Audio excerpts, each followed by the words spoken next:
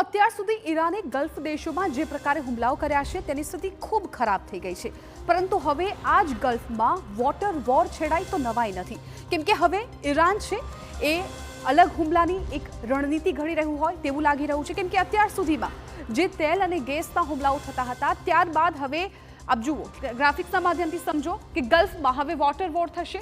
તેલ અને ગેસ બાદ હવે પાણી માટે યુદ્ધ થવાના સંકેત છે, કેમ કે હવે ઈરાને જે વિસ્તારને ટાર્ગેટ કર્યો છે એ વિસ્તાર છે ડિસેલિનેશન પ્લાન્ટ, કેમ કે આ પ્લાન્ટ પર હુમલાઓ વધી ગયા છે। હવે તમને પણ સવાલ થતો હશે કે ડિસેલિનેશન પ્લાન્ટ છે કેમ મહત્વનો છે, કેમ કે આ ઈરાને આ પ્લાન્ટ પર હુમલાઓ શરૂ કરી દીધા છે અને ગલ્ફ દેશો માટે આ પ્લાન્ટ છે ખૂબ મહત્વપૂર્ણ બની રહે છે, કેમ કે ડિસેલિનેશન પ્લાન્ટ છે ગલ્ફ દેશોની જીવન રેખા ગણવામાં આવે છે, એટલા માટે આ મહત્વનું છે। અને જો અહીંયા આ વિસ્તાર પર હુમલા કરવામાં આવ્યા તો એ ગલ્ફ દેશોના તમામ ત્યાંના જે નાગરિકો છે તેને સૌથી મોટો સંકટનો સામનો કરવો પડશે, કેમ કે આ ડિસેલિનેશન પ્લાન્ટ છે એ આ ગલ્ફ દેશોની જીવન રેખા માનવામાં આવે છે અને અહીંયા 90% પીવાનું પાણી છે એ આ પ્લાન્ટથી મેળવવામાં આવતું હોય છે।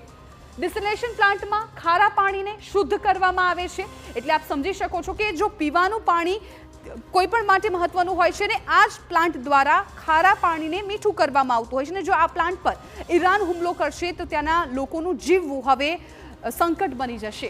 ઓમાનમાં 86% પાણી ડિસેલિનેશન પ્લાન્ટથી પ્રાપ્ત થતું હોય છે। ઓમાનની જો વાત કરીએ કે જ્યાં પણ ઈરાન છે વારંવાર હુમલાઓ કરી રહ્યા છે, જેને ટાર્ગેટ બનાવવામાં આવ્યું છે, ત્યાં 86% પાણી ડિસેલિનેશન પ્લાન્ટથી પ્રાપ્ત થતું હોય છે। હવે વાત કરીએ સાઉદી અરેબિયાની, તો સાઉદી અરેબિયાની શું સ્થિતિ છે આપ જુઓ, લગભગ 70% પાણી આ પદ્ધતિથી તૈયાર થતું હોય છે, એટલે આપ સમજી શકો છો કે જો અહીંયા હવે ટાર્ગેટ કરવામાં આવ્યો તો લોકોનું જીવવું હરામ થઈ જશે।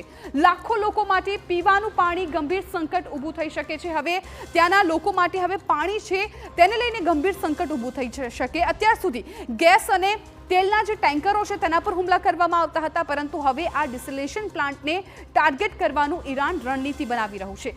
મિસાઇલ અને ડ્રોનથી હુમલાઓ થઈ રહ્યા છે, જેને કારણે ત્યાંના લોકોને ભારે મુશ્કેલીનો સામનો કરવો પડી રહ્યો છે। પાણી પુરવઠા પર સીધી જ એક અસર પડી શકે છે, એટલે ઈરાન હવે જે ડિસેલિનેશન પ્લાન્ટને ટાર્ગેટ કરી રહ્યો છે એ ગલ્ફ દેશો માટે ખૂબ જ ખતરનાક સાબિત થશે।